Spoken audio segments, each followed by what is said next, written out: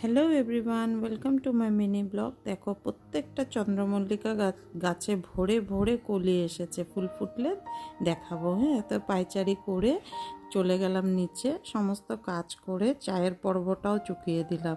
তারপর স্নান করে তাড়াতাড়ি করে পুজো দিয়ে নিয়েছি, কারণ একটু বেরোবো, ছেলের স্কুটি দিবে, সেটারই সার্টিফিকেট আনতে যাব। অনেক খুশি, সেটা তোমাদেরকে বলে বোঝাতে পারবো না। তারপর সেখান থেকে গেছিলাম একটা মিসিং মেলাতে।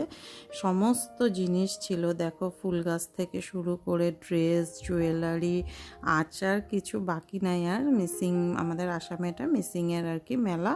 তারপর বাড়ি এসে তাড়াতাড়ি রান্না করে নিলাম। লাঞ্চে করেছিলাম পালং শাকের তরকারি, মূলোর বড়া আর একটা ফুলকপি ডাঁটা দিয়ে চচ্চড়ি। তো রাতে করলাম সয়াবিন আলুর তরকারি। তো এইভাবেই দিনটা শেষ করলাম। ভিডিওটা ভালো লাগলে একটা লাইক আর চ্যানেলটাকে সাবস্ক্রাইব করে দিও। টাটা।